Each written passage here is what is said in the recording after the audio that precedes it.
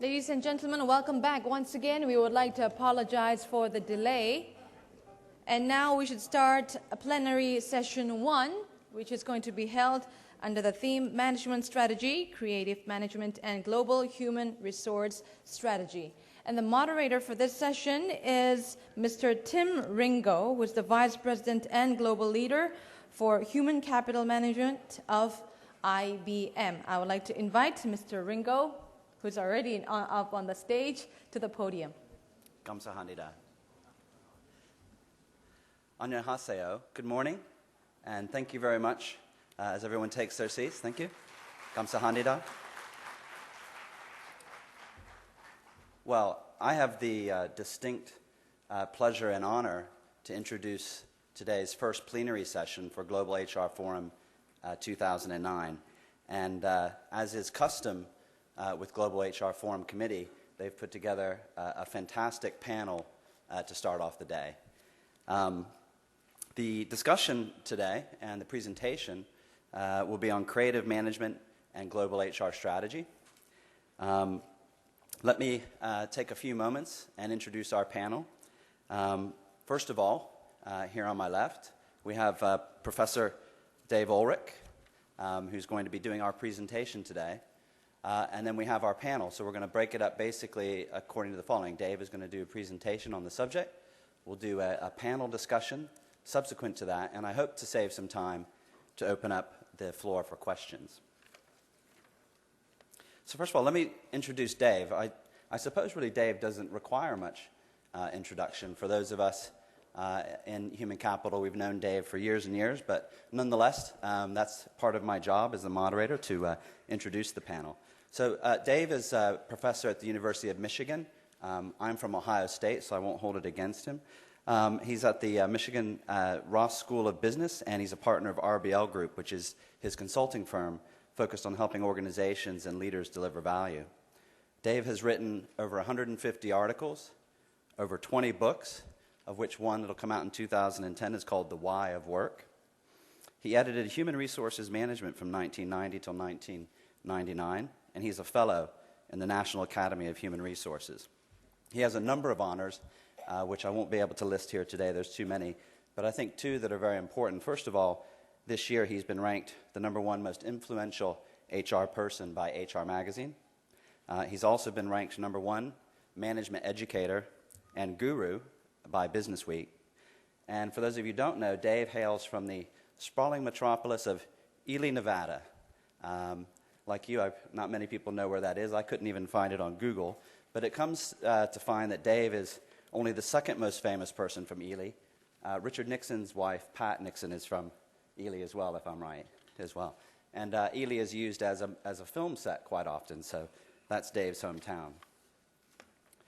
Secondly, on our panel, we have Xiaorong Liu, who is Global Head of Human Resources at Lanxess AG, which is in Leverkusen, Germany. In 2004, he became the first Chinese national to become a top executive in a top 50 German company. Before that, he worked at Bayer, Germany, and was head of HR for that group in China between 1998 and 2001. He went to university in Shanghai, and he has a master's degree from the University of Cologne in education, political science, and Anglo-American study. And Lanxess is a leading specialty chemicals company worth over $10 billion per year. Also delighted to be joined by Scott Draw. Scott and I have presented before. Scott is from Boeing International, and he's the Human Resources Director for Boeing International since 2006. He's responsible for the entire HR function for human resources for 70-plus locations around the world. Before joining Boeing, Scott was Director of Human Resources at Connections, which was also a Boeing subsidiary.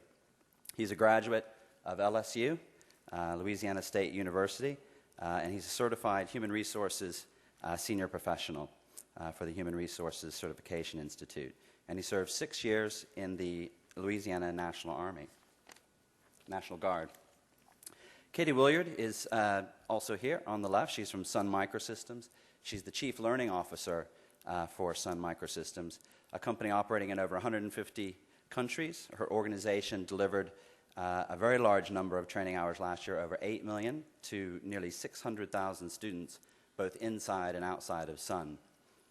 She and her team were featured on the front of CLO magazine, and in 2009, Sun Microsystems was honored as the #1 company in the world by ASTD Best Awards for Learning.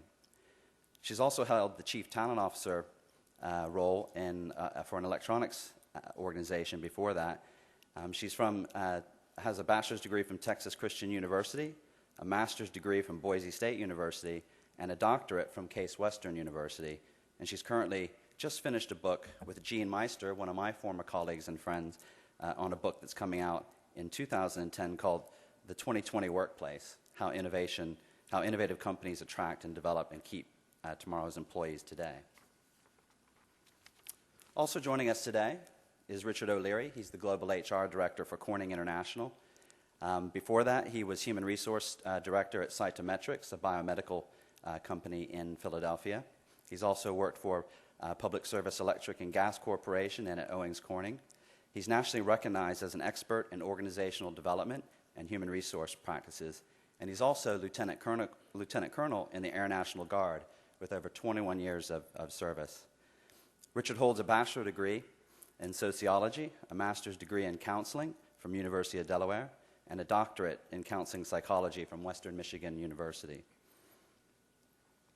He currently holds 2 meritorious service medals from the Air Force in 2005 and 2007.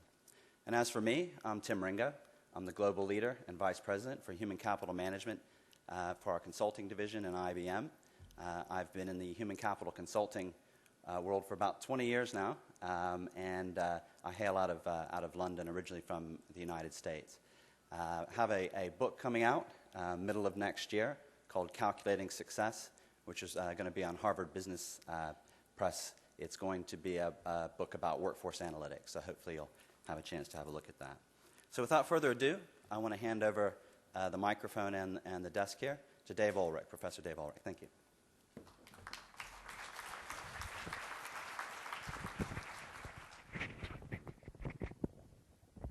Thank you very much for that generous and kind introduction. I am humbled to be in the presence of such a great panel and hope that in the next 25 minutes I can teach what I would normally teach in an entire semester. I was told that the people who come to these sessions in Korea are the smartest group who ever attends a seminar, and that in 25 minutes I can cover everything I cover in other seminars. I have today the chance to answer 5 questions. What are the challenges that we face that make human resources more critical than we've ever seen before? What's the role of human resources, both the function and the management of people? What does that mean for talent? What does it mean for organization? And what does it mean for leadership? And that's the purview that I want to start with. I want to start with the context. First, I should say we publish books. I have a son who's 26. He always comes to me and he says, "My father, your books are sold out of every bookstore." And I say, "Thank you, my son, for honoring me." And he says, "My dear father, no bookstores carry your books. Nobody wants to read them." So those are the books. I should also say the most current book was sponsored by Ministry of Manpower around leadership in Asia. And I'm grateful so much for their sponsorship of these ideas. Let me start with the first question. If we're going to understand human resources, we don't start with human resources. We start with the context. Let me frame that with an example. 2 of my friends, 2 people I know, were interviewing for a human resource job. The first came and he said, "My job as a human resource leader is to build great competency models for your company. My job as a human resource leader is to build great training. It's to build a compensation system and a communication system." The second person went into the leader and he said, "I have looked at your company. I've looked at the technology, the regulation, the business environment in which we operate. For us to succeed as a company, we must become more innovative. We must give better customer service, and we must manage cost. If you hire me, I will do that for you." The first person knew human resources. The second person knew the business context in which it occurred. Our challenge as human resource professionals is to recognize the context that we face. Technology is changing dramatically. We see that everywhere with those on the panel. My prediction at Sun is what % of products each year are new at Sun? 50%. Every year I have to have 50% new ideas. The good news about a university, it takes us a decade to get that many new ideas. That's not true. Technology is changing. Regulation is changing from regulated to deregulated. The environmental concerns of sustainability are real. Globalization. All of these changes add up to organizations that are going through dramatic change. Our job inside the company is to build an organization that has the capacity to respond to the change outside the organization. An executive told me recently it took 50 years to build a company that we can lose in 18 months if we don't change. And our challenge in any company, from IBM to Sun Microsystems to a chemical company in Germany, building the internal organization or the managerial capacity to respond to change, especially in this recession. In America last year, the American government did a bailout of companies that had bad assets. The metaphor of the bailout is fundamentally flawed. What a bailout happens is when you're on a boat and you have water in your boat because of a hole, you bail the water out. But if you don't fix the hole in the boat, the water will continue to be in the boat. It's fixing that hole in the boat that we in human resources and leaders need to manage. That comes by building new organizations, organizations that have the ability to change and adapt, by helping individuals not just become international, but truly become global with the right abilities, and hopefully helping leaders who can build inside what we need from our customers. My first question is, what's the business context in which we operate? HR succeeds today not by doing HR, but by doing HR so that we can respond to the changes that we face. There's an old joke told. If you and I are being chased by a giant bear, you turn to me and say, we cannot outrun this bear. And I say, I'm not. I'm outrunning you. And the challenge today is, how can I build an internal capacity to change quicker than my competitors? What does this mean for human resources? Human resources must define value. Value is defined by the receiver. When I give a gift to my children, the gift is defined not by what I give, but by what they receive. So when my children have an anniversary or a gift, their value is defined by what they receive. In human resources, we often do lots of things. We hire people, we train people, we pay people. The value of the work that we do is defined not by what we do, but by what others get from what we do. And so the challenge we face today as leaders in companies is building an internal organization that has the capacity to respond to those external demands. What does that mean? There's 3 outcomes we can improve. Individual ability. Do we have better talent in this organization? Organizational capability. Do we have the right culture and leadership? If we put these on a chart, it's very simple. A lot of human resources has looked at the top left. The job of human resources is to build individual talent. It's a field of human capital and developing a great workforce. True, but incomplete. If we have great people at the top left who don't work well together as a team, the bottom right, we will have great talent, but they don't perform well together. If I follow soccer or any other team sport, it isn't the ability of the individuals to succeed, it's the ability of the individuals to come together and work as a team. And so one dimension of HR is building incredible talent. And we deliver value by having in our organization wonderful talent. The other ability on the bottom right is building a great organizational culture. You'll hear some great case studies at Owens Corning, at Sun, at IBM. How do we build a culture that outlasts any individual? How do we shape a pattern of work? And at the top right is the quality of leadership. Leaders should model as a brand inside the company what they expect from customers outside. So the HR value proposition is very simple. The role of human resources is to deliver individuals who are talented for today and tomorrow, organizations that have a unique set of cultures and capabilities, and a great bench strength in leaders who can serve today and tomorrow. That's the value proposition. If I'm a leader, I should turn to my human resource people and ask them to help deliver that. If I'm a human resource person, that sets the standard at what I do. 2 questions. There are changes in the world that require a new way to look at the management of talent and people. Almost every consulting firm I've seen, and the successful firms like Price Waterhouse and IBM Consulting and Coopers and Hewitt have done studies. In all of those studies with CEOs, they say, what's the biggest issue you wrestle with? In the top 5 of almost every study are issues around strategy execution, are issues around managing change, are issues around talent, are issues around leadership.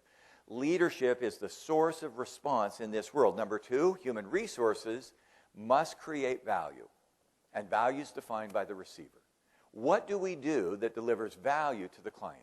And there's 3 things: the individual, the organization, and leadership. Again, in a very simplistic way. Individual. I want to give you a metaphor for talent and then a formula. For the last 10 to 15 years in our profession, we've been consumed with the logic of a war for talent. A war for talent says, I win, you lose. It's a battle for the best.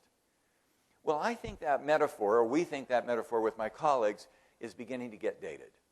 In a world that's more integrated, more connected, and more managing change by working together, more of what you know how to do in many Korean organizations, the war for talent should be replaced by a Marshall Plan.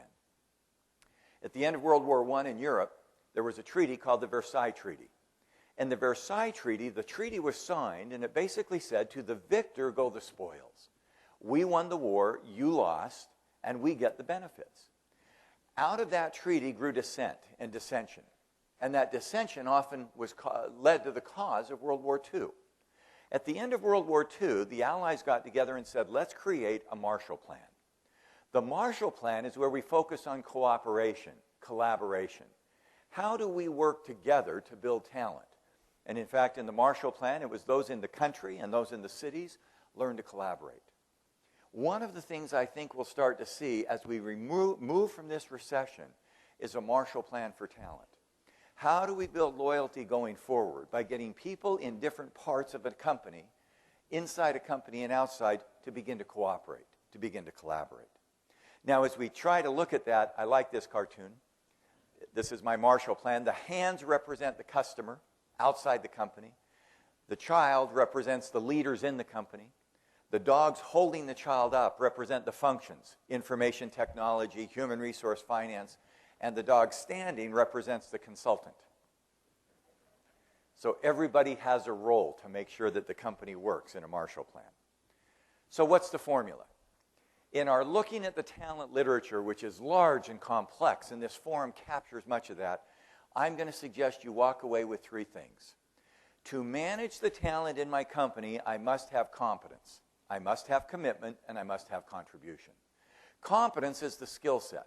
We must have employees in our company who have the skills to do the work today and tomorrow, domestically as well as globally, technically as well as socially. But highly competent people must also be committed. They must be willing to deploy their knowledge in the pursuit of a company goal. Competence is the brains. Commitment is the hands and the feet. And in the last 10 years of our field, we've looked aggressively at engagement and the power of engagement at getting people committed to the organization. We believe that there's a 3rd step, and the one that's emerging. Tim introduced our new book called The Why of Work. When people find a sense of contribution or a sense of meaning or a sense of purpose, their heads are engaged because of their competence. Their hands and feet are engaged because of their commitment. Their hearts and souls are engaged because of their contribution. And we think that the emerging formula piece is not just getting the competence and the commitment, but the sense of contribution. And that formula then has some details that we can manage. The first piece is competence. Do we have people with the skills for today and tomorrow? As a business leader, my job is to make sure that our talent today is prepared, not only for what we need now, but tomorrow. And the first step of that is definition. What makes a good employee? What skills does she need to have? What skills does he need to demonstrate, both domestically and globally? Once we know that standard, we assess people. We assess high potential, we assess their skills, we assess their future, we assess their opportunities. Having said that, we invest in people. We give them job experience. We give them training programs. We give them opportunities from their life experience. And when they learn and grow, they build competence. And then we integrate that competence into the organization. Competence comes partly because we hire talent, partly because we develop talent, partly because we constantly invest in talent. In a study we've just done with Fortune Magazine and the Hewitt Corporation, we looked at the top companies for building leadership in the world. And we looked at what differentiated them. All of those top companies had competency models. But the differentiators of the best companies had definitions of competence that focused on the customer. They assessed those competence in a rigorous way. They invested in job assignments, job development, job training, and they integrated their human resource work into the company standard. The challenge, first of all, in talent is competence. Do I have the people with the skills for today and tomorrow?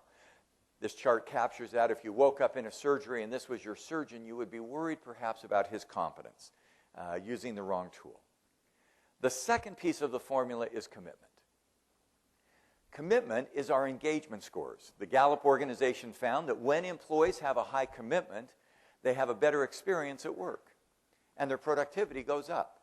We believe that commitment comes around the retention of people, the productivity of people. In this economy, we're very worried. A number of economic downturns have caused takeaways from employees. Compensation, career opportunities have been reduced. And yet the engagement scores have often stayed high. What that often is a false positive. We are getting employees with an attitude of gratitude. They're feeling like they're committed, but they're not getting it. And unless they have a full sense of commitment, they won't stay.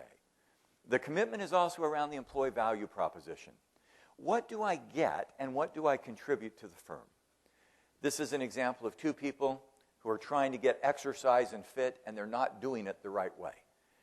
You don't take an escalator to the fitness center and assume that you will become fit. That is not a source of great commitment.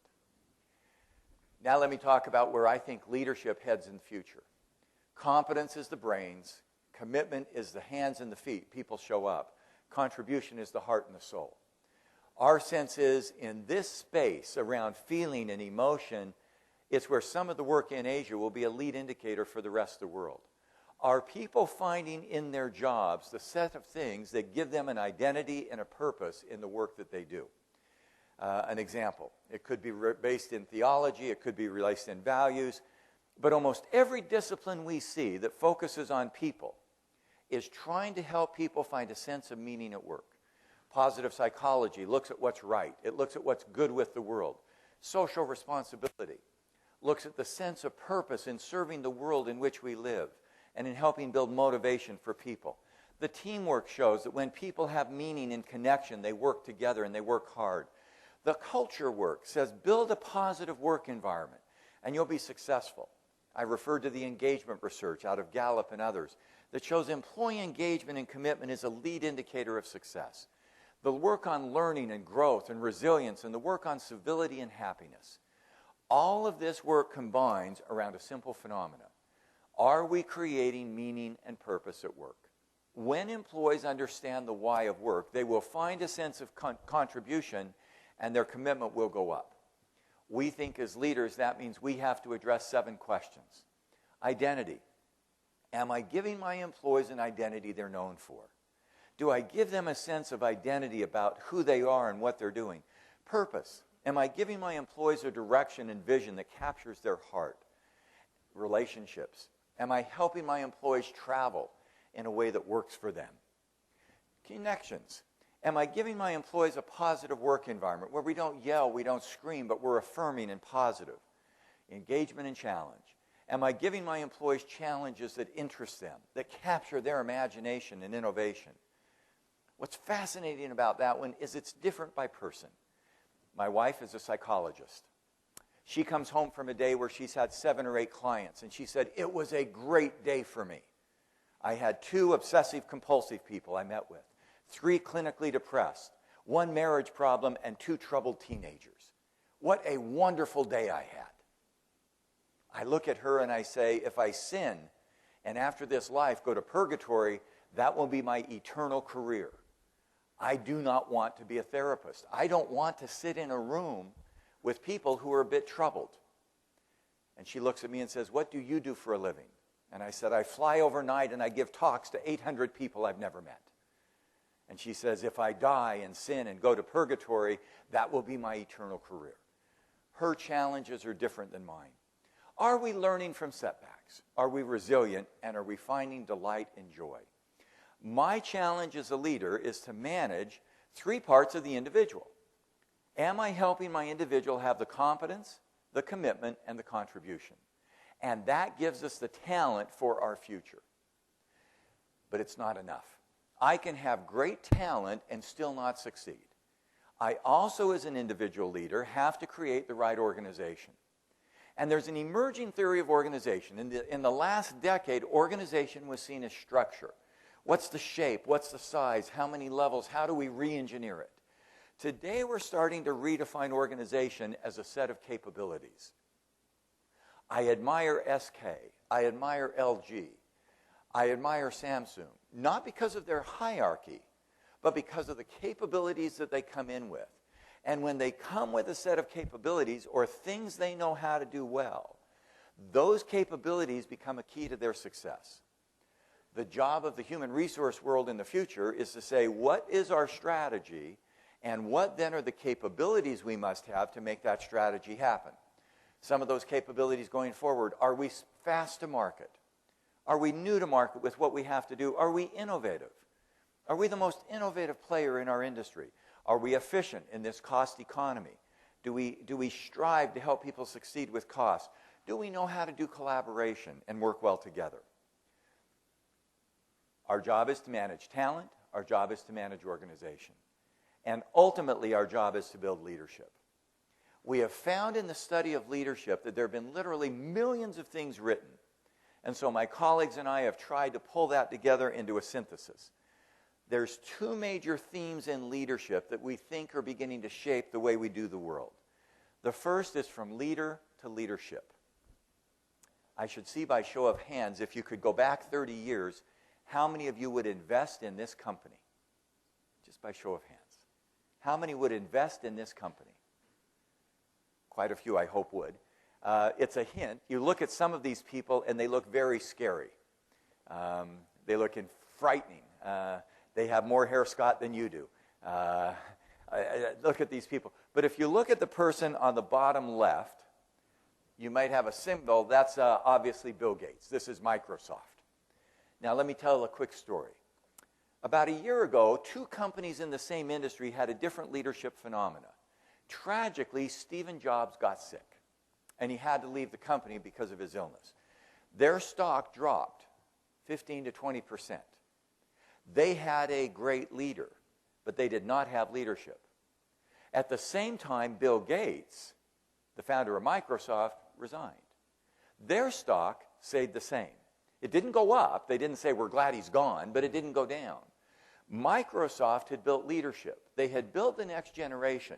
One of the challenges we face in this world is not just being a good leader, but building leadership. The second challenge is to not focus inside, but outside. This advertisement, usually, if you look at the panelists, there's one woman, she is grinning and laughing and saying, that's the best thing I've ever seen. This is a law firm advertising to their clients. And they're saying to their divorce clients, to the women, this will be your car. By the way, the men in the room do not think this is funny. It is a very sad picture. A successful leadership model combines those. It's leader to leadership, inside to outside. And what that moves us towards is at the top right, building a leadership brand. And the leadership brand says, if I am going to succeed in building leadership for the human capital of the future, I must have things we do in common, the basics. And I must have the differentiators. And the challenge of leadership is to make sure that we build the right set of leaders. The code means we do the basics well. The differentiators say that when we build leadership, we begin with what's happening in the marketplace. Will the leaders inside of our company behave and act consistent with customer expectations? Let me give you a simple test of leadership. Most of your companies have created wonderful brands, commercials, advertising. Show that set of advertisements. What's the message we're communicating to our marketplace? Second, look at your leadership competency model. Do they overlap? If they don't, you are building leaders inside your company that may not be consistent with the expectations of customers outside.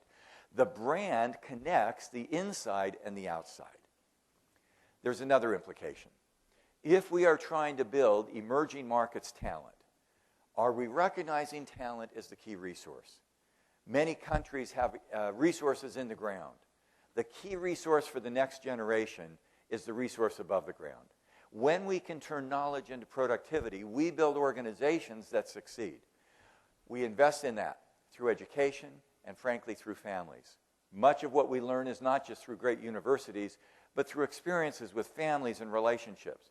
And we do that at a national level by helping our future talent get positions and opportunities to grow.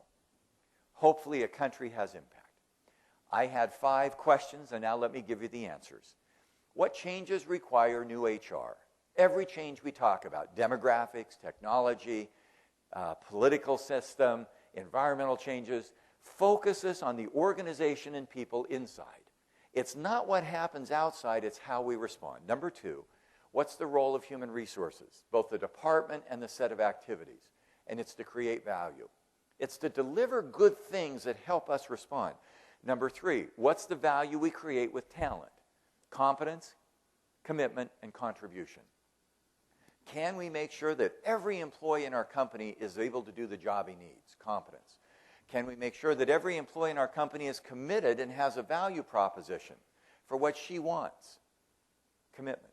And can we make sure that every employee in our company has a sense of meaning and purpose? Leader's job is to be the meaning maker of the future. Second, we have implications for organization. It's not the structure, it's the culture.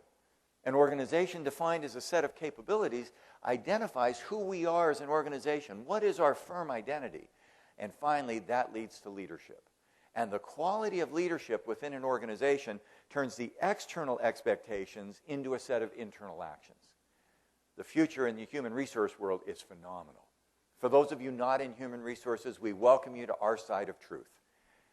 Because this is the set of abilities that will differentiate our organizations and help us be successful.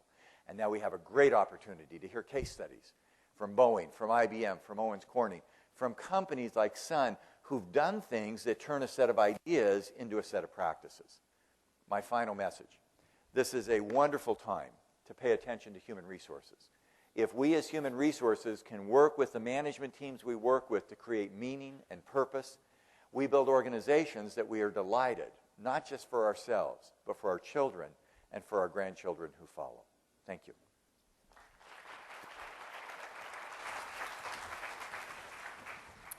Thank you very much, Dave. That was very inspiring and gives us a lot to talk about this morning. So without further ado, we'll take the next 45 minutes or so, and we're going to talk to our panel. As we said, we've got coverage of some very large, multinational, international companies with some very deep expertise here. So I think we'll get a very interesting discussion going here, Dave. Thanks very much. Just to sort of summarize what Dave talked about there, and then let's pick out a few things that we'll focus on this morning, because there's a lot in there. I wish we could do everything. But I think there's a number of things that resonate with me. I think I have, much like Dave does, one of the best jobs in the world when it comes to human capital. I get to fly around the world, meet with chief human resource officers, chief executive officers, and get to kind of understand what's keeping them awake at night. And the interesting thing is, I think as you all know, over the past 5 or 8 years or so, we've seen HR steadily moving into the spotlight. And that's both a good thing, but it's also, for a number of us, quite uncomfortable because there's a lot of hard questions that the board and the CEO are asking about leadership, about talent.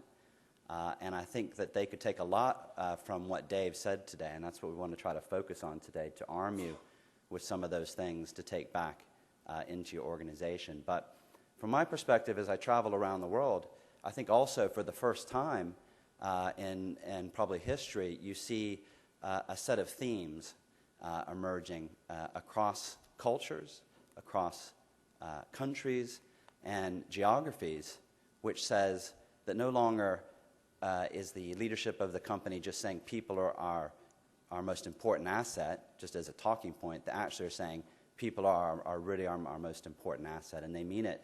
And they mean it in the context of there's very few places in an organization right now where you can find further value, where you can find more shareholder value than through the productivity of people and the productivity of your leadership.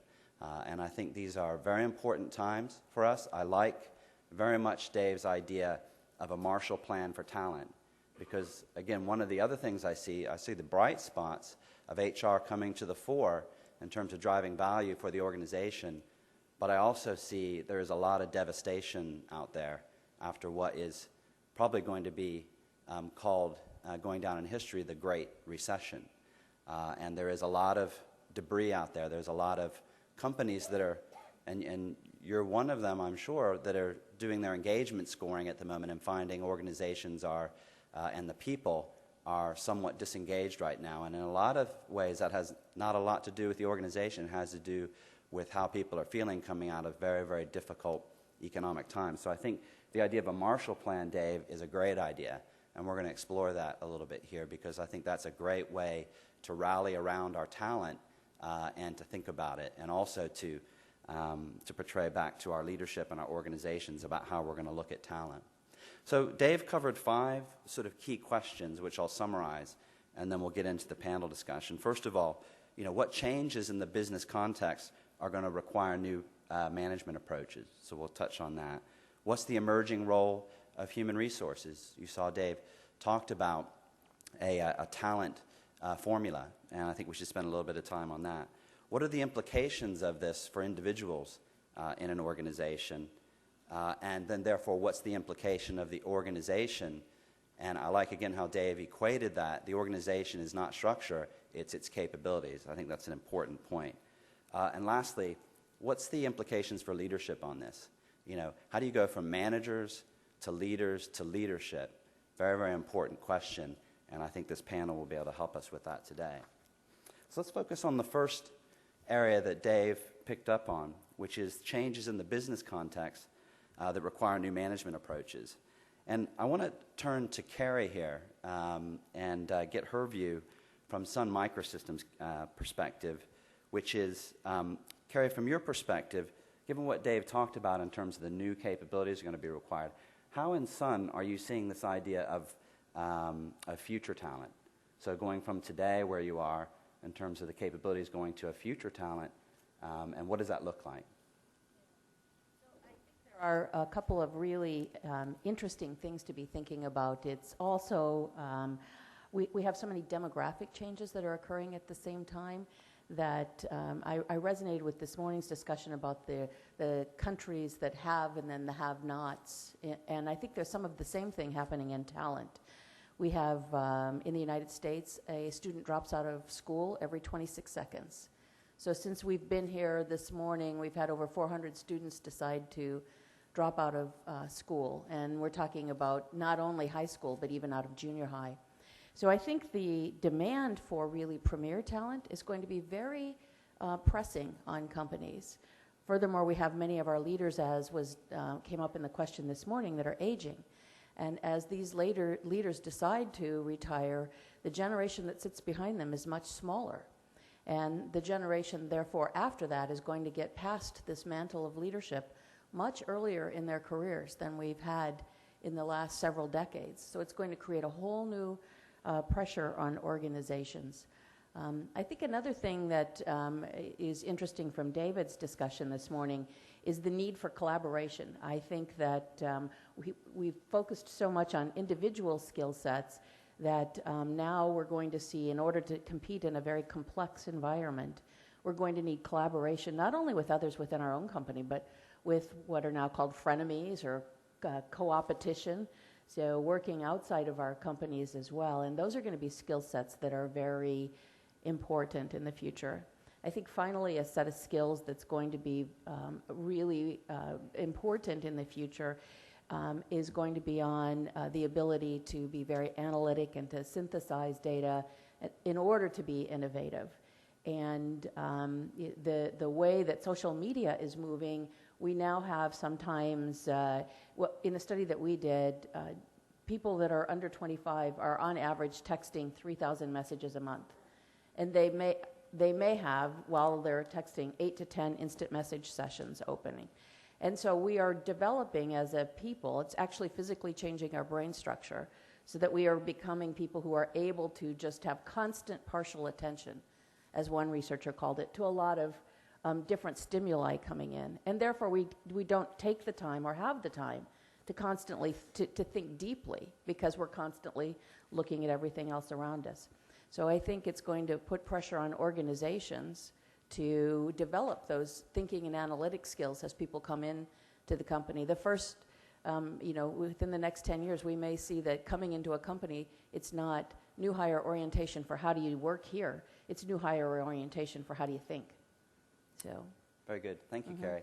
I'd like to just go down the line here to Jean-Rong and ask you the same question. You have a very unique background, which gives you, I think, some probably very unique points of view. You're a Chinese national. You've worked both in China, Asia, and you're now based in Germany, so you work in Western culture. When you think about future talent from the perspective of, say, China versus where you're sitting in the West, can you give us some feel for what that's like from your perspective? If you would allow, I would like to start with a little personal note. Sitting beside four hugely successful global giants, of course, I ask myself why I'm here supposed to talk about. And first of all, I would say I have the honor to represent at least as one of the five panelists to represent the European side or the manufacturing side of European industry. And you have already asked that due to my obvious origin, also Asia. So in that sense, probably one person and two continents. And there's another one reason which I think having a company placed on such a panel makes sense, because in contrast to the global giants, I represent a company for which there are at least tens of thousands in the globalization process, where they have to compete globally. At the same time, they have to compete on very limited resources, and they have to compete on very strong cost awareness, like many of our business in our industry. And I would have loved to see probably another representative doing human resources from an Asian family business. Then probably I think we have a round view about the global giants, the international companies that I represent playing a different league, but they have to be international, and those who have been managed over generations within the family. Then you have even more maybe conflicting views. Coming back to your question, I think all HR professionals these days will have to, before we start talking about looking into the future, we'll have to really realize there is a crisis outside. And this crisis has not only caused tremendous financial damages that still have to be repaired. This crisis has also shaken the credibility of human resources management. All of us, those working for human resources, and those who are interested in human resources, will have to ask what went wrong during the last decade. There are so many companies which have been categorized not only as too big to fall, but also as a highest quality level in terms of people management that are either no longer there or are really struggling. What happened to the talent management in these companies? And what happened to performance management in these companies? Just to name these two examples, these are the vital disciplines of our profession. And in Europe, there is a huge debate in the society, I think in the US it's the same, about the roles and the doubtful role character of managers, whether they can be character role models for the younger generation at all. Of course, part of this debate is irrational. Part of this debate are populist. But not to be part of this debate, just to say it's not us. Our company, I think none of us here in this, on this stage has made that kind of mistake. But as a profession, as a community, I'm very much convinced we have to face up this debate. If we do not learn from what happened the last 5 years, we will not be in a position, neither morally nor professionally, in a position to say what we are supposed to do for the future, for the immediate future, and for the next 1 or 2 decades. Therefore, this is, I think, something which is particularly important, I think, to all of us here before we come into issues like a difference between Asia, Europe, or Asia, US. I think it is our joint obligation to make some thoughts on that. Probably, maybe last sentence to that, the real answer to that is not anything new, not discover anything new as a concept, as a system. I think the real answer probably lies of going back to the basics. I mean, going back to be more honest with ourselves, with our employees, and with our stakeholders. Also admit what didn't work, that we have always been propagating over decades, what didn't work, what has led to such a disaster. And then I think the long-term view, easily said than done. And last but not least, maybe less management through celebrity CEOs, but some substantial work to establish real trust, again, with our employees, with our other stakeholders. I think these are the basic values that has always been there, and we have to, as HR professionals and as senior management, have to rediscover these values in the post-crisis era, which begins today. Very good. And if I can just pick up two themes that I heard, Jean-Wong, both in what you were saying and also what Carrie said, which they're actually two separate things, but I think they're worth exploring for a moment. I think, Jean-Wong, you're absolutely right. When I go around the world at the moment and speak with CEOs and heads of HR at the moment, I think there's a couple of things that come out very strongly that HR feel they must do a lot better. And one of them is performance management. And we can see in how compensation policies were done in certain firms, those sorts of things, and what that led to. And a lot of people taking a really hard look at themselves and at their organization and saying, do we have this right? And what example are we setting for the younger generation that's coming? So that future talent is going to be very much about accountability and very much about compensation linked to success versus success for the sake of compensation. I think that's a really important point you make there, and I would agree. You see that regardless of whether you're in China, Germany, or the U.S. This is emerging as an important point, regardless of whether it's an emerging economy or an established one. I mean, one comment Please to that. I mean, we face a not so pretty situation of either admit that we as HR professionals didn't play a role in the past decade. So all these excesses and all these wrong personnel decisions, we were not part of it. Or we will have to admit that we were part of the system, then we need to stand up and also face part of our responsibility, not just to face responsibility, but just to learn how we can make things better for the next decade. Very good. And just back to something Carrie said that I think is something I found very interesting that's come out as part of the recession. And you mentioned collaboration. And the way I've seen that manifest itself is we've seen emerge because I think of a lack of budget for training and things like that. We've seen social networking and collaboration approaches emerge in organizations quite rapidly in the past year or so as almost a replacement for training. And what's been good about that is that has actually opened up a couple of the things that Dave said around collaboration and how that's important for leaders and leadership and for talent. And I think that's something that's emerging out of this. It's very, very interesting, and we'll be interesting to see where it goes for the future. But I would say younger talent is watching that very, very, very carefully. So let's move on to the next point, and I want to bring Scott and Richard in here. And this is the second part of Dave's presentation, which was what's the role of HR, given this idea of a Marshall Plan for talent and the future of talent. And I want to start with Scott and ask the question, as we said earlier, painfully aware that HR is now very much in the spotlight, given some of the things that Jean-Wong said and what we were discussing a moment ago. But from your perspective at Boeing, as Dave said, HR must deliver business value. What does that mean to you and to Boeing? Is that customers? Is that shareholders? Can you give us some insight into that point? Yeah, great question, Tim. Let's just start out with the Boeing company has about 158,000 employees. That is all about protecting and connecting the people of the world. We've had some recent setbacks, and so we're quite humbled about not only the lessons learned, but the lessons that we really need to apply going forward.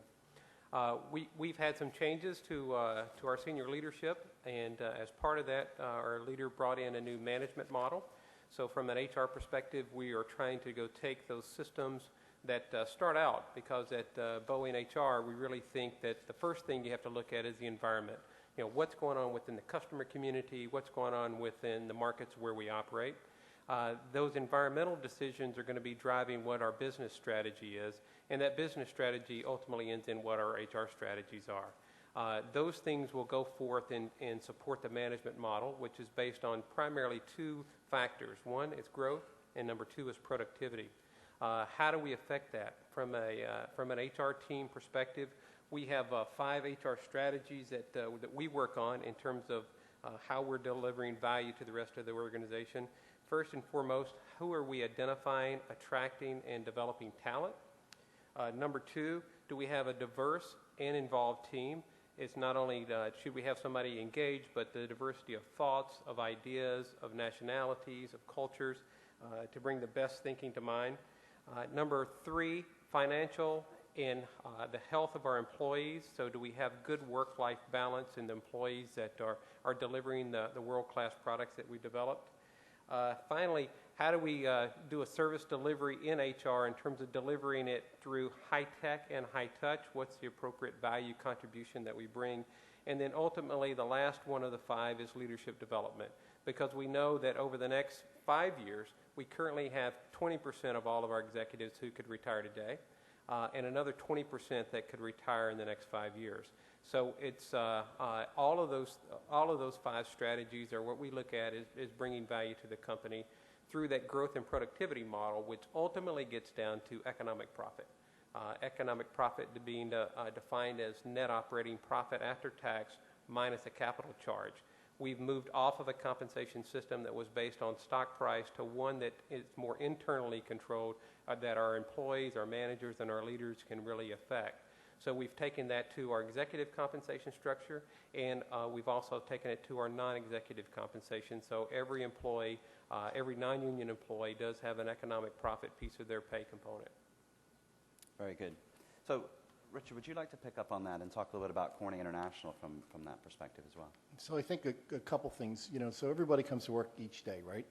Mm-hmm. And we're some version of that. And when they come into work, we know what they can do from our perspective as far as leadership and management. We have less insight into what they want to do, and we have probably even less insight into all the things they have done not in our little view. Mm-hmm. And so if you take a look at a corporation, any corporation, the corporation is both what you deliver today and what's possible tomorrow. Mm-hmm. And so all of that possibility that's locked in our employees that we don't know about is a gap. Mm-hmm. And I think that we have chosen words that mean one thing to us, but may mean something else to our employees. Mm-hmm. So, for example, we push on the topic of high potential. So if I'm not labeled high potential, and by definition that might be 5 or 10% of your company, right? Yeah. Then who am I, mm-hmm. right? Mm-hmm. Do I have value? Do I have worth? Are you willing to engage me? Are you willing to develop me?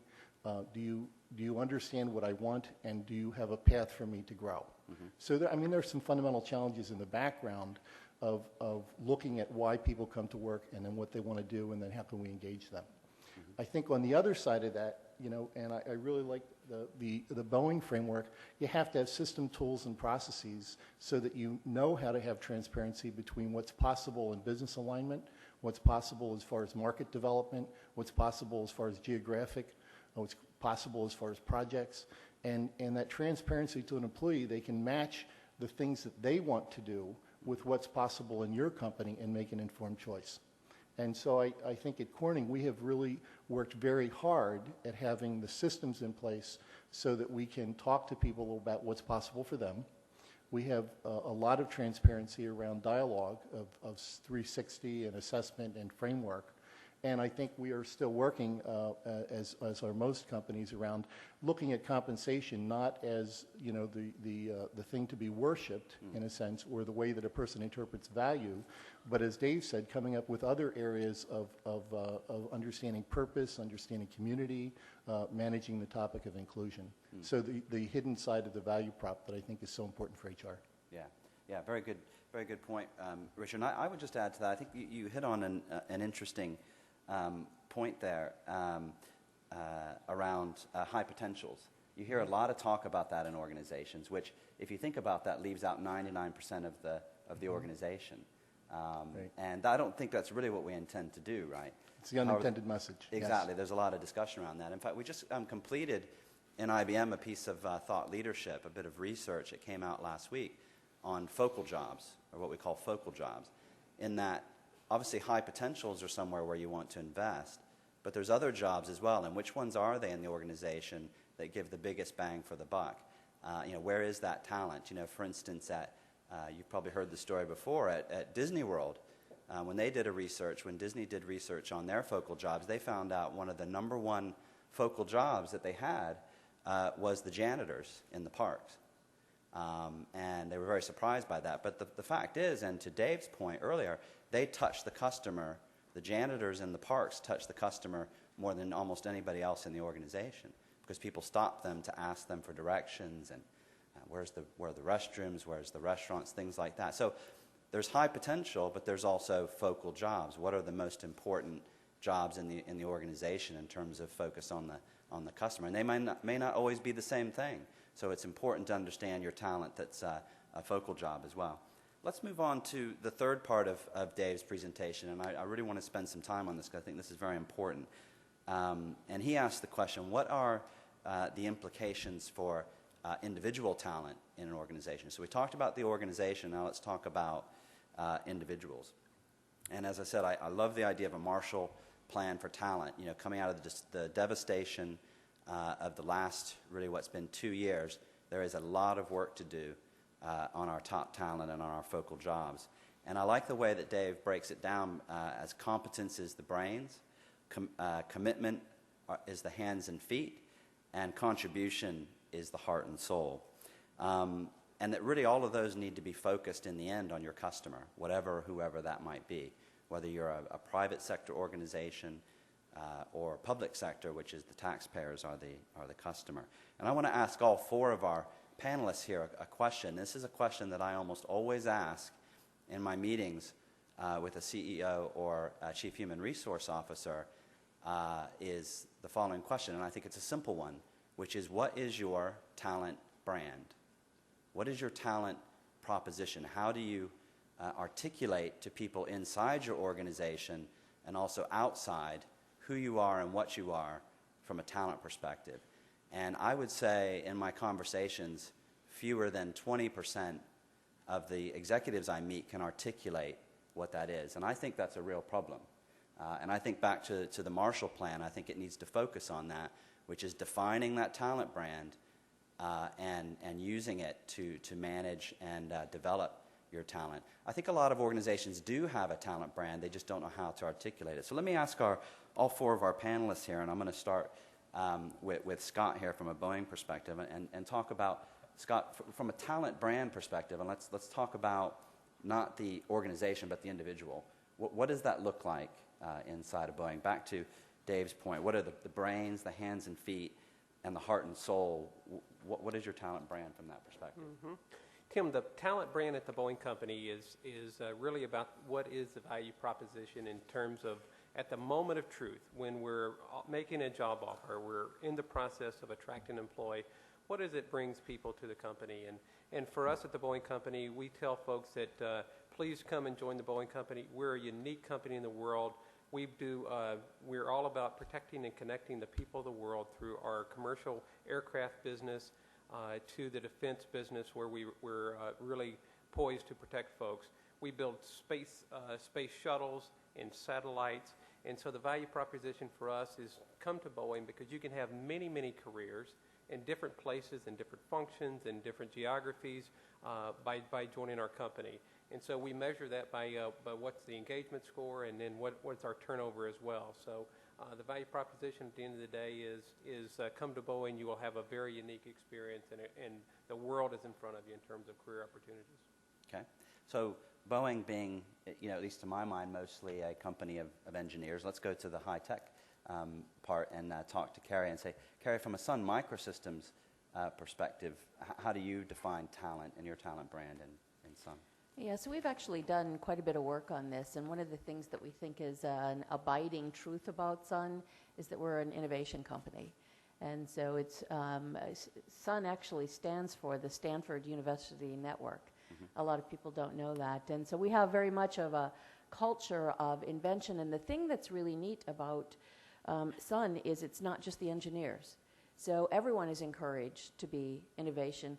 I one time was in a meeting with one of our vice presidents, and we were working on the competency model and what we needed to develop people for, and he said, whatever we do, let's not focus on innovation in our development program because we have so many ideas it would take us 100 years to execute them all. Mm-hmm.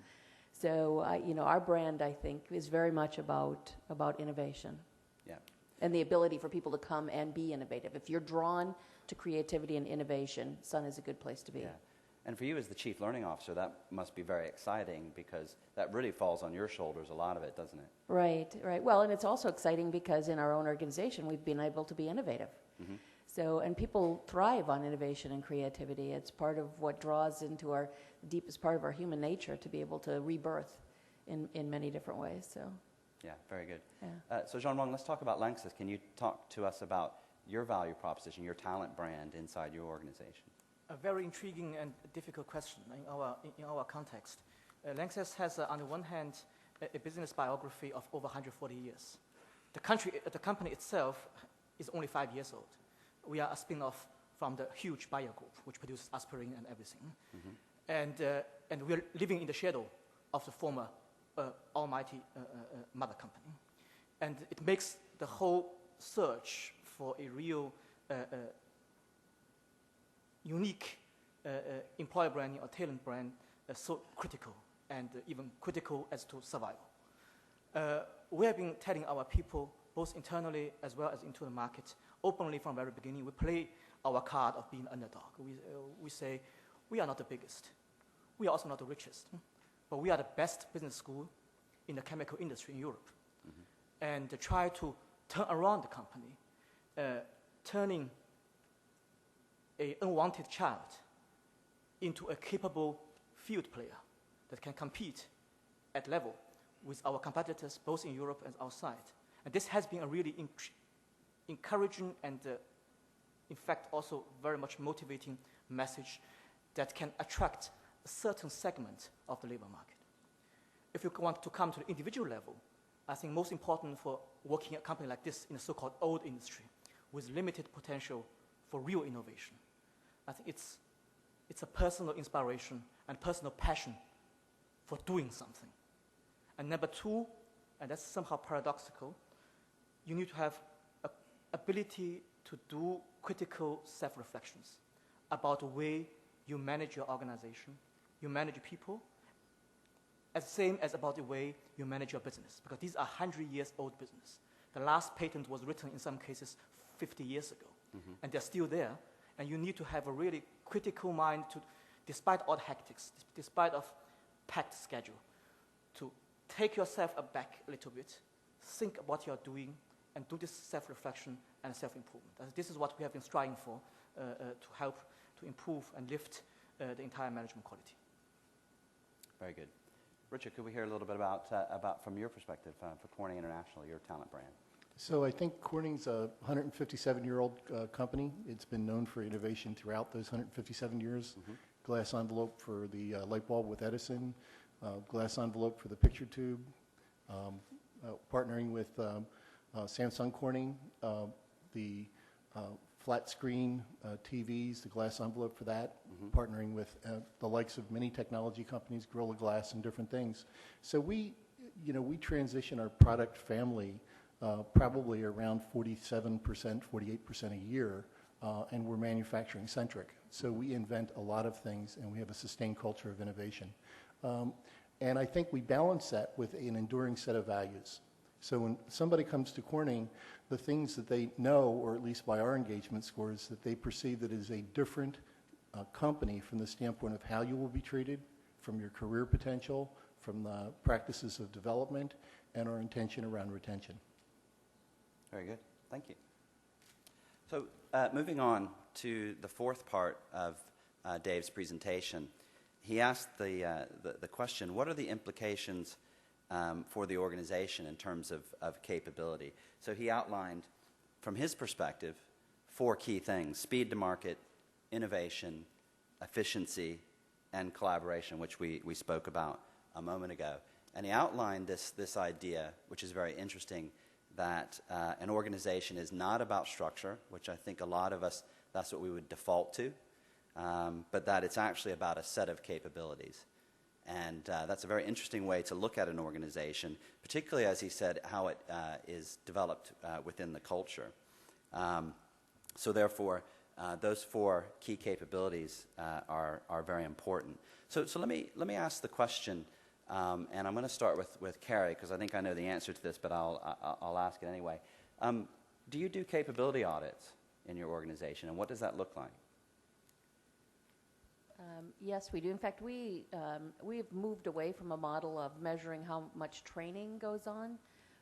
We still do that, but we now have accreditations that people should achieve inside the organization, and we've said we don't care how you achieve those accreditations as long as you do so. So in our case, you have to, in the sales force or in services, you have to pass a test. You have to show a behavior such as incorporating the knowledge into an account plan. And then you have to demonstrate results, as in sales actually making a sale, or in services actually repairing something and getting signed off by your manager that you did that.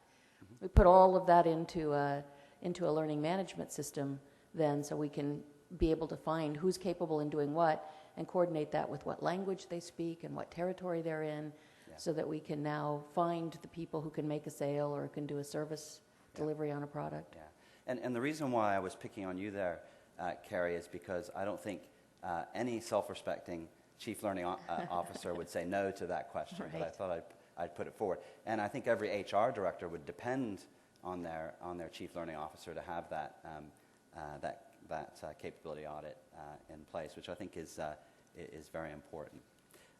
Just a time check here, because I want you to think we're going to have a little bit of time here at the end, probably about 5 minutes for questions from the audience. So I just want to warn you, if you can think about, if you want to ask some questions, I'm going to turn it over to the audience in about 5 minutes. But we have one more area that we're going to look at here, which was the 5th area that Dave talked about, which is what's the implications for leadership. So again, that idea from moving from idea of management to leaders to leadership, completely different things, and understanding the difference between those 3 is very, very important. Dave broke that down into 2 key things. One, leadership as a code of basics, or what do we do particularly well, and then second, what's that differentiator? And so I wanted to kind of break this up into 2 pieces. I wanted to talk about leadership brand from our panel here for a moment, and then I also just want to touch briefly on some country differences here if we have a moment. But I'd like to come to Richard on this question. So from my understanding of your background and Corning, etc., can you articulate for us what a leadership brand means as opposed to a talent brand in Corning, and help us understand that from your perspective? So if I was to take a global perspective of the topic of leadership, you would say, what is healthy leadership that would differentiate Corning from other people, right, as an example. So if I look at China, what level of local talent leads China for Corning, with Corning? What's the pipeline of talent? What's the development plan that would go deep enough that we would have an abundance of leadership? How do we understand that talent within the framework of the markets that we choose to compete in China? How is that different from our strategy? I have one of my business partners from Singapore here and another one from China here, and the model of what you need to do to capture an emerging market is not the same as the model for a significant market. So, pick China as a significant market. So when you have the talent conversations at the corporate level, at the management committee level, if you just focus on big companies, big countries, big something, you miss all of the nuances of all the developing organizations and the growth. And I like the comment this morning around the G20 versus all of the people not part of the G20. Yeah. So the unintended consequence of just focusing on your key talent as you understand it in stable or emerging or significant investments is you don't understand where else you will grow. So I think one of the things from an international perspective that we have really worked on is to really deepen our perspective on talent understand how we engage future leaders, and to do that much more deliberately and mindfully, both here in Korea as well as other parts of the world. Yeah, that's very interesting, Richard, how you didn't describe it in the context of, well, this is how Corning does it, and that's the global approach. You differentiate between the two, as Dave was talking about. So I'm going to put Jean Rong on the spot here as he takes a drink of water and ask, do you agree with what Richard said there in terms of, different approach to leadership brand for emerging versus developed economies? What's your view on that? Yeah. I have a session tomorrow on that. I think fundamentally all international companies share the same value of, on the one hand, have one set of global values that should be applicable for all different markets, regardless of cultural background. At the same time, being adaptable enough also to include local specifics. And I think, coming back to Europe, European chemical industry or the German industry, there is virtually no decision makers originated from Asia in the classical European companies. Therefore, I'm still holding the banner of the only Chinese or the only Asian. I would have loved to give this banner to someone else long ago, but didn't happen. Yeah. On the other hand, this is not really a matter of nationality and passport. I think when we are talking about global talents, it is, many HR people would say, of course, it's about exposure and experience with different cultures. Yes, this is part of the story. The other part of the story, and this is not necessarily always playing in the hand into the Asians, that is experience and exposure for business and for topics beyond business. For business, I mean exposure with different business cycles, both managing growth, which is the topic for Asian countries, but also consolidation.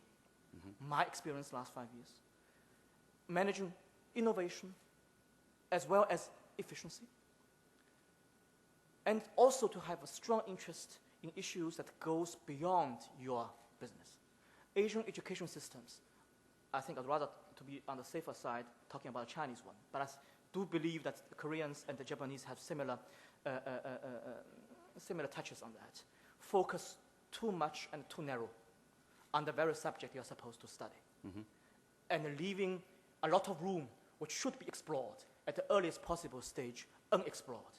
And these are the issues which has a negative implication later on for the career advancement. It's not enough to be a good marketing person in Greater China or in Asia. You need to also understand the context, like the two keynote speakers have been describing this morning, or like what Dave has been delivering at the opening speech. I see here also deficits on the so-called Asian talent side, that many of them are still today not ready to deliver that part of capabilities. Jean Rong, thank you very much. That was very good, very interesting. So that concludes my questions. Now we're going to open up the floor for about 5 minutes, to my reckoning, for questions from the audience here. And feel free to include Dave here. We're not going to let him off lightly. So please, let's hear questions from the floor. How about right down here in front? This gentleman here. Can we have a microphone over here?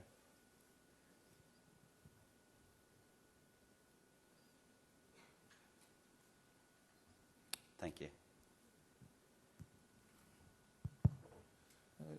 The question has been partially touched by two previous speakers, related to globalization and culture. But you see, the specific question to Dave, this question is that the CEO of Pepsi is Indira Nooyi from India, and she is thriving well. And the challenges for human resource people is that it's becoming a prominent discipline in companies. And how to accommodate, what do you see among the, for example, Asian CEOs thriving in global companies? Which are the individual traits they are having to be successful in the highest position in the organization? It's, just from your opinion or from your research, can you just share with me? Sure. Let me start by redefining culture.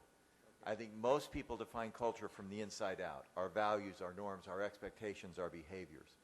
The successful executives, and the woman at Pepsi is doing this, is defining culture from the outside in.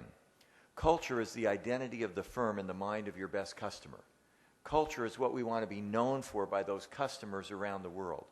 That external identity then transfers into a set of internal organizational practices. When that occurs, the leadership behavior inside reflects the expectations of customers. And I think that's the direction that the successful leaders will probably want to head. Very good. Thank you so much. Time for 2 more questions. Let's see, hands. This gentleman right down this side over here in the center.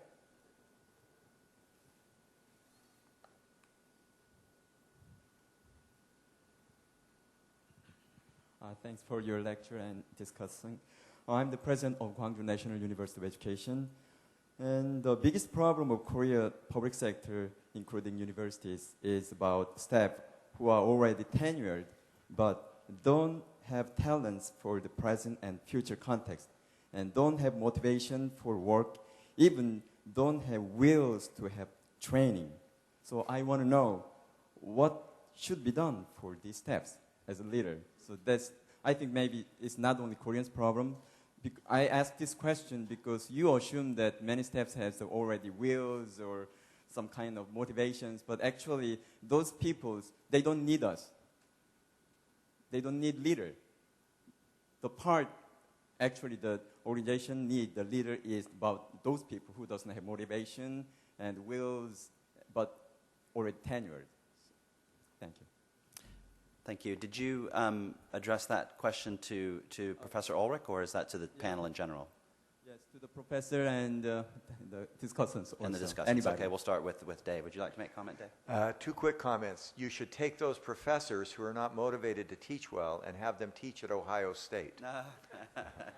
No, that's cruel. The best thing you can do with employees who are not dedicated or committed is probably the most strategic human resource decision you could ever make. Place your lowest performing employee in your competitor and say to that employee, do for them what you've done for us. That's a joke. I think the challenge with employees who are not feeling engaged is often that we have not found the reasons for them to be engaged within our company. And so as the dean or president of a university, these are obviously bright employees, they're talented, somewhere in their career they had opportunities. Tenure becomes a social opportunity that takes away from them the obligation of working hard. So my sense is, as a president or as a dean, is to have a conversation with those employees. What must we do to give you a better experience at work? What can we do to help you feel connected and committed so that you give your discretionary energy to the work that needs to be done? And your job is to have that accountability discussion in a very non-threatening way to help them maintain the commitment that they've got. Any comments from the panelists here? I'll just offer a general comment.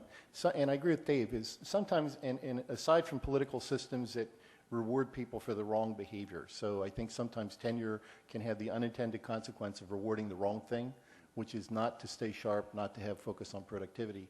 And structurally, tenure was designed to do the exact opposite. So one of the things that I think is helpful for people who are stuck is to give them experiences to get them unstuck. So that could be a globalization, it could be high identification with a business, it could be taking a look at some national strategy issues and participating in those. And I find that bright people who've made great contributions at one time in their life sometimes can wake up and make more. That's great.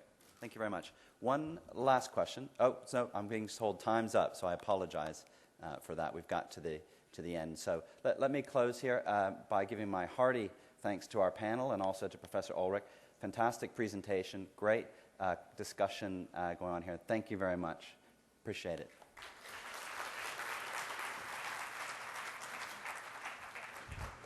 Thank you very much, and I would like also to thank Mr. Tim Ringo for the great moderation, and also our panel members for sharing your experiences and your ideas for today.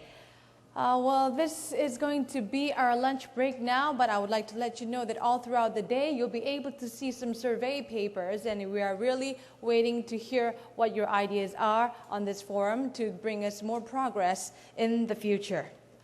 네, 이렇게 해서 첫 번째 기조 세션을 마치겠는데요. 오늘 기조 세션들 사이사이에 여러분들 책상 앞이나 어디에서 이렇게 설문지를 보실 수가 있을 겁니다.